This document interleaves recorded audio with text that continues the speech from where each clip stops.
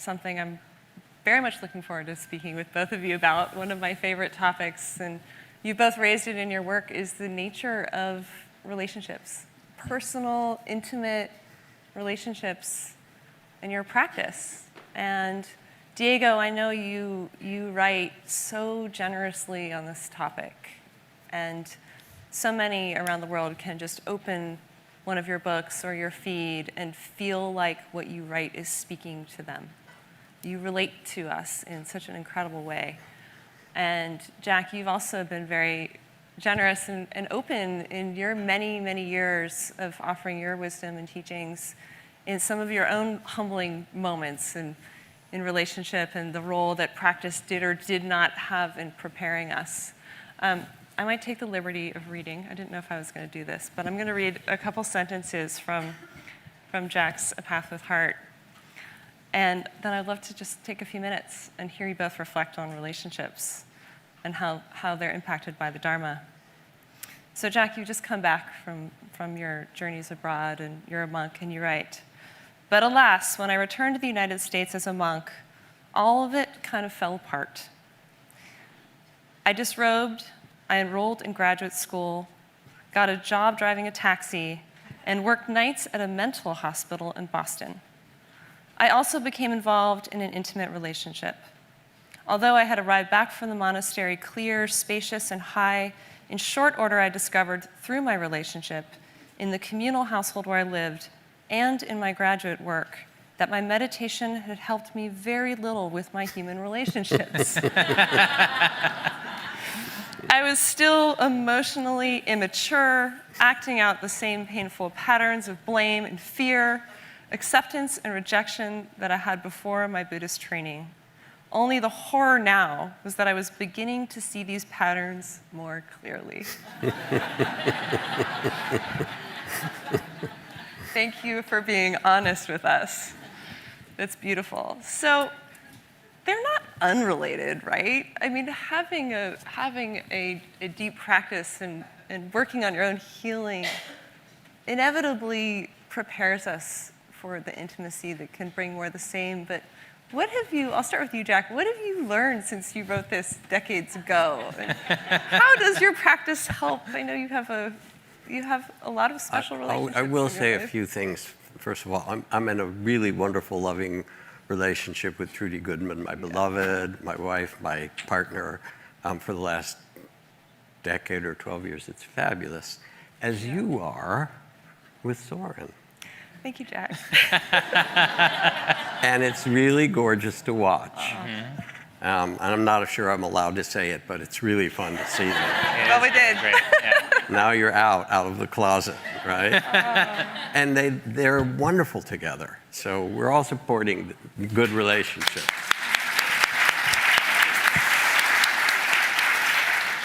One of the things that's important to understand, it does, as Diego points out, it really helps to have time where you quiet the mind and tend the heart and listen. And our relationships mirror what we learned in relationships in our families. And mine was a pretty painful family, and so we don't know how to do it.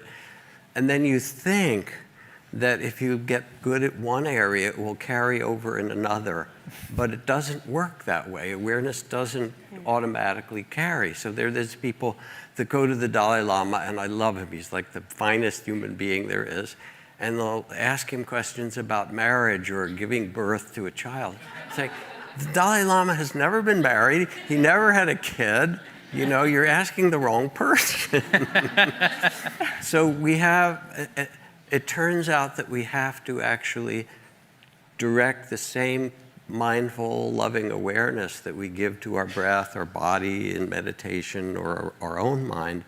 Then we have to turn it and deliberately listen to each other and say the skills of loving awareness and attention and, or self-compassion, now I have to bring to that person that I'm with. I have to listen in the same respectful, non-judgmental way. Mm-hmm. I have to accept them just as I have to accept these things in myself. Of course I can change, but when I've done weddings for people, one of the things that, and I used to do them, I would do during the ceremony is I would say, when you go to a used car lot, to buy a car, there's a sign in the window in many of these cars that will say, "as is."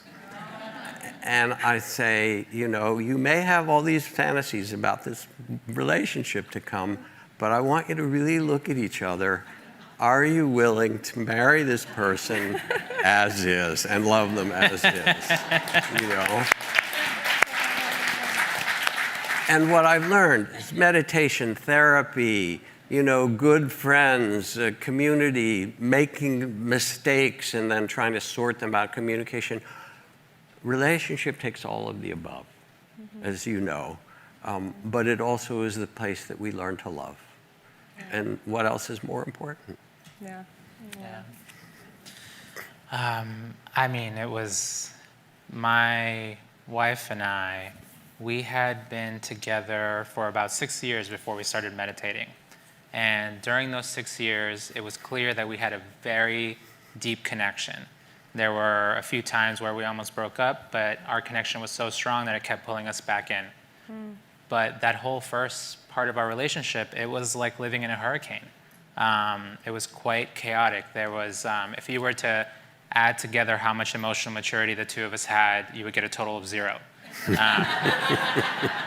And it was quite difficult. But when we started meditating, ever so slowly, there were tiny amounts of harmony that started entering into our lives. And I think particularly understanding selflessness, understanding that yes, right, we're here, we're individuals, we're having a conversation, but ultimately, what's really here? It's just ever-changing phenomenon. It's just mind and matter moving at incredibly rapid speeds. It helps you let go of some of that ego, specifically for those moments when arguments happen, right? Because that first half of our relationship, we would argue and each of us would try to win. We would try to win the argument. And like Jack says, nobody wins in a war, right? So we'd both immediately lose. But now we try to do our best to just understand, you know, conflict is arising, anger may be arising, something, you know, this feeling of being upset is there, but let me just take a step back and still try to appreciate your perspective. And in both of us trying to appreciate each other's perspective, we actually learn that if I appreciate her perspective, it actually doesn't negate my own. We're just understanding each other in this moment.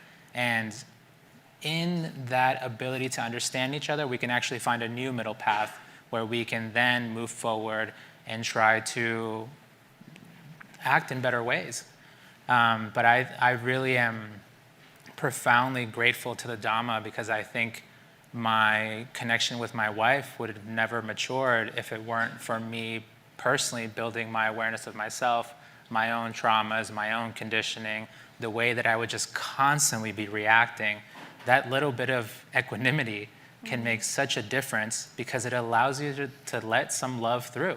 I love that in the Buddhist teaching, you know, there is this elimination of craving, which helps you eliminate all of that heavy load, all this mental conditioning.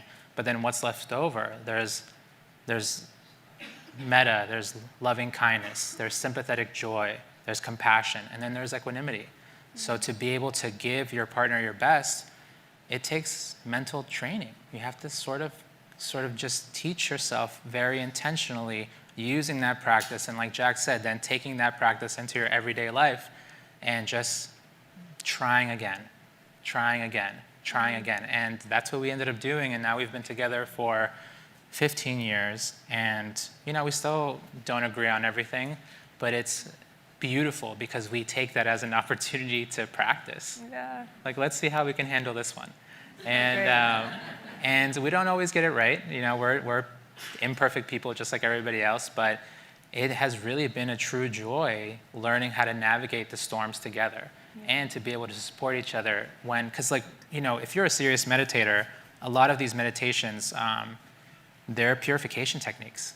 So deep stuff is going to come up, right? A lot of us don't meditate necessarily in traditions that just aim towards bliss. No, we meditate to clean out the mind.